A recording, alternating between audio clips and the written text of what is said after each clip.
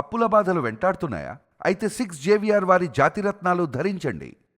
As a home మినిస్టర్గా ఈ 2 సంవత్సరాల కాలంలో పోలీస్ డిపార్ట్మెంట్లో తీసుకొచ్చిన కొత్త పరిణామాలు కానీ, అదేవిధంగా ఒక సక్సెస్ స్టోరీస్ కానీ, అట్ ద సేమ్ టైం మేము ఏదైతే ఇంప్లిమెంట్ చేస్తున్నామో లా అండ్ ఆర్డర్ కంట్రోల్ విషయంలో కానీ, ఈరోజు రాష్ట్రం సుభిక్షంగా ఉండాలి అంటే, రాష్ట్రానికి పరిశ్రమలు పెట్టుబడులు రావాలి అన్న ఆ రాష్ట్రం తాలూకా లా అండ్ ఆర్డర్ని బేస్ చేసుకుని ఉంటుందన్న సంగతి తెలిసిన వ్యక్తిగా గౌరవ ముఖ్యమంత్రి గారు ఎన్డీఏ కూటమి గవర్నమెంట్ వచ్చిన తర్వాత ప్రత్యేకంగా పోలీస్ డిపార్ట్మెంట్ మీద దృష్టి పెట్టి అనేకమైన ప్రక్షాళన చేసి ఈ రోజుకి కూడా ఈ 2 సంవత్సరాల కాలంలో లా అండ్ ఆర్డర్ విషయంలో ఎంత పక్కాగా ఉన్నామనేది చెప్పడానికి నిదర్శనం ఈరోజు మన రాష్ట్రానికి వస్తున్న పెట్టుబడులు పరిశ్రమలే ఒక నిదర్శనంగా మనం అందరూ కూడా చెప్పొచ్చు.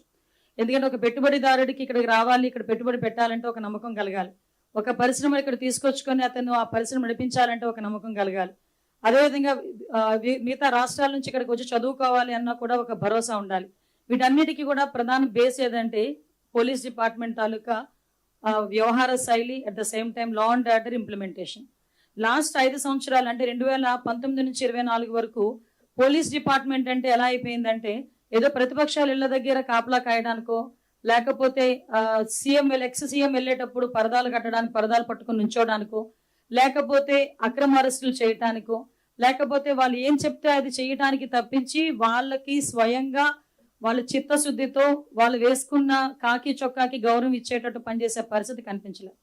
కానీ మేము ఎన్డీఏ కూటమి గవర్నమెంట్ అధికారంలోకి వచ్చిన తర్వాత అటువంటి విధ్వంస పాలనకి చరమగీతం పాడాలి. పోలీస్ డిపార్ట్మెంట్ వాళ్ళు ప్రజలకి సేవ చేయాలి, ప్రజలకి న్యాయం చేయాలి.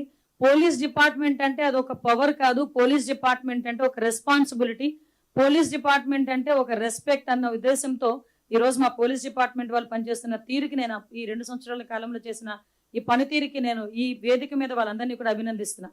ఎందుకంటే ఇది మాకు ఒక జవాబుదారీతనం. ఈరోజు 2 సంవత్సరాల తర్వాత మేము వచ్చి ఇది చేసామని చెప్పడానికి ఏ నాయకుడికైనా దమ్ము ఉండాలి. ఈరోజు 2 సంవత్సరాల పరిపాలనా కాలంలో ప్రతి శాఖ మంత్రి కూడా వచ్చి ఈరోజు మేము మా డిపార్ట్మెంట్లో ఇది చేసామని చెప్పి గర్వంగా చెప్పగలుగుతున్నాము అంటే గవర్నమెంట్కి ఈరోజు పబ్లిక్ మీద ఉన్న చిత్తశుద్ధి మీకు ఎలా ఉంటుందో మీ అందరికీ కూడా అర్థం అవ్వాలి. ఈరోజు మనందరికీ తెలుసు యాక్చువల్గా పోలీస్ డిపార్ట్మెంట్కి సంబంధించి ఈరోజు ఎన్డీఏ కూటమి గవర్నమెంట్ వచ్చిన తర్వాత దగ్గర మనం ఒకసారి మీకు పవర్ పాయింట్ ప్రెజెంటేషన్ కూడా ఉంది, ఒకసారి చూస్తే కనుక మన వాళ్ళు ఒకసారి పెట్టారా? పవర్ పాయింట్ పెట్టారా? ఒకసారి చూసుకోండి. ఒకసారి బేస్ చేసుకుంటే ఈరోజు మనకి సంబంధించి నేరాల సంఖ్య అంటే క్రైమ్ రేటు సుమారుగా 14.1% తగ్గింది ఈరోజు క్రైమ్ రేట్. అంటే ఓవరాల్గా 2022 నుంచి 24 వరకు నుంచి 2024 నుంచి 26 వరకు చూసుకుంటే దగ్గర 34,014 కేసులు తగ్గాయి. అంటే ఈరోజు ఈ క్రైమ్ రేటు తగ్గింది అని చెప్పడానికి ఇది ఒక ఉదాహరణ కింద మనం కూడా చెప్పొచ్చు. చాలా మంది చాలా రకాలుగా మాట్లాడతారు, కానీ ఈరోజు మా డిపార్ట్మెంట్ చేస్తున్న ఇన్వెస్టిగేషన్ పరిస్థితి కానీ, లేకపోతే ఈరోజు సీసీటీవీ కెమెరాస్ ద్వారా ఒక ఇన్విజిబుల్ పోలీసింగ్ చేయటం కానీ, డ్రోన్స్ని ఉపయోగించి టెక్నాలజీ బేస్ చేసుకొని ఈరోజు చేస్తున్న పోలీసింగ్ కానీ, ఇన్విజిబుల్ పోలీసింగ్ కానీ, విజిబుల్ పోలీసింగ్ కానీ ఈరోజు ప్రత్యక్షంగా ఈ 14% తగ్గేదానికి, క్రైమ్ రేట్ తగ్గేదానికి ఈరోజు ఉపయోగపడ్డాయని చెప్పడానికి నిజంగా మేమందరం కూడా గర్వపడాలి.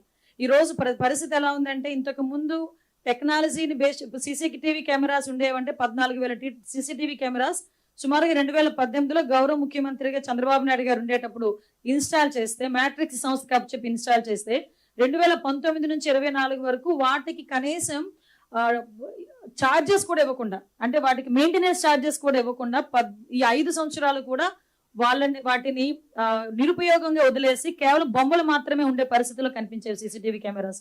మళ్ళీ అగైన్ 2024లో ఎన్డీఏ కూటమి గవర్నమెంట్ వచ్చిన తర్వాత ప్రత్యేకంగా సీసీటీవీ కెమెరాస్ మీద దృష్టి పెట్టి వాటిని అన్నింటినీ కూడా మేము రినోవేట్ చేయడమే కాకుండా అగైన్ పబ్లిక్ పార్టిసిపేషన్తో ఇప్పుడు విజయవాడ కమిషనర్ లాంటి కమిషనరేట్లో ప్రతి నియోజకవర్గంలోని కూడా అన్ని విలేజెస్ లో కూడా సీసీటీవీ కెమెరాస్ పెట్టుకునే పరిస్థితికి ఈరోజు తీసుకొచ్చాం. అంటే ఒక పక్క నుంచి కమ్యూనిటీ సపోర్ట్ చేస్తుంది, ఒక పక్క నుంచి పోలీస్ డిపార్ట్మెంట్ సపోర్ట్, గవర్నమెంట్ సపోర్ట్తో 1,00,000 సీసీటీవీ కెమెరాస్ టార్గెట్ గా చేసుకుని అరౌండ్ ఈ రోజు 70% వరకు సీసీటీవీ కెమెరాస్ ఇన్స్టాల్ చేసుకుని వాటికి సంబంధించిన ఫీడ్ కూడా నియర్ బై ఉన్న కమాండ్ కంట్రోల్ రూమ్స్ కి అప్పచెప్పి అక్కడ ఏ ఇన్వెస్టిగేషన్ అయినా చాలా ఈజీగా తొందరగా చేసుకునే దానికి ఇది ఒక మెయిన్ టూల్ అయిందని చెప్పడానికి నిజంగా మేము గర్వపడాలి. ఎందుకంటే ఈ రోజు మీరు అబ్జర్వ్ చేసుకుంటే ఒక క్రైమ్ జరిగిందని చెప్పిన తర్వాత ఆ క్రిమినల్ ని పట్టుకోవడానికి within 24 hours to 48 hours మేము పట్టుకోగలుగుతున్నామంటే because of that CCTV cameras one of the best tool మాకు ఈ రోజు. అటువంటి వాటిల్నే లాస్ట్ గవర్నమెంట్ లో నిర్వీర్యం చేసేసిన పరిస్థితి కూడా ఈ రోజు గుర్తు చేయాలి.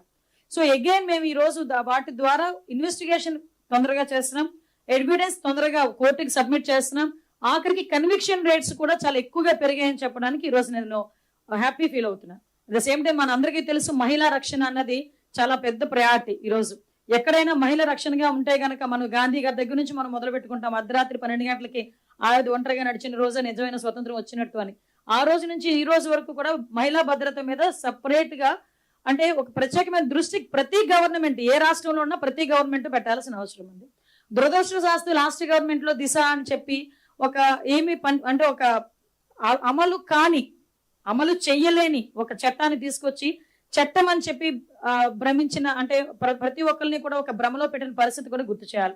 కానీ ఈ రోజు మేము ఒక చిత్తశుద్ధి గల గవర్నమెంట్ గా మహిళకి సంబంధించి ఒక భద్రత విషయంలో ఒక స్పెషల్ గా ఒక ఐజీ స్థాయి వ్యక్తిని మన రాజకుమారి గారిని ప్రత్యేకంగా ఐజీ స్థాయి వ్యక్తిని నియమించి ఆవిడకి సపోర్టివ్ గా ఒక 2 ఎస్పీలని అదేవిధంగా కిందన ఒక టీం ఏర్పాటు చేసుకుని శక్తి ఈ రోజు మహిళా విభాగానికి సంబంధించి ఉమెన్ అండ్ చైల్డ్ ప్రొటెక్షన్ కింద ఒక ప్రత్యేకంగా విభాగాన్ని ఏర్పాటు చేసి వాళ్ళందరికీ కూడా సెపరేట్ గా ఒక వింగ్ ని ఏర్పాటు చేయడం జరిగింది. దీనిలో చూస్తే శక్తి యాప్ లో దగ్గర 16 విభాగాలతో శక్తి యాప్ లో కూడా దాంట్లోని ఫీచర్స్ అన్ని ఉన్నాయి. ఈ రోజు వాటితో పాటు దగ్గర 1,55,00,000 మంది ఈ రోజుకి డౌన్లోడ్ చేసుకున్న పరిస్థితి. అంటే ఈ శక్తి యాప్ కే సంబంధించే కాకుండా శక్తి వాట్సాప్ నెంబర్ కూడా ఈ రోజు క్రియేట్ చేశాం. అంటే చాలా మంది ఈ శక్తి యాప్ ని డౌన్లోడ్ చేసుకోవటం ఒకవేళ ఇన్ కేస్ యూసేజ్ చేయటం వాళ్ళకి ఏమైనా ఇబ్బంది అయితే గనక వాళ్ళు డైరెక్ట్ గా 7553485111 నెంబర్ కి శక్తి వాట్సాప్ నెంబర్ కి డైరెక్ట్ గా కనుక వాళ్ళు ఒక మెసేజ్ పంపించినా ఒక వీడియో పంపించినా వాళ్ళు ఏదైనా ఇబ్బందుల్లో ఉండి ఒక చిన్న వాయిస్ మెసేజ్ పంపించినా కూడా ఇమ్మీడియట్ గా మేము రెస్పాండ్ అయ్యే పరిస్థితి కూడా కనిపిస్తా ఉంది.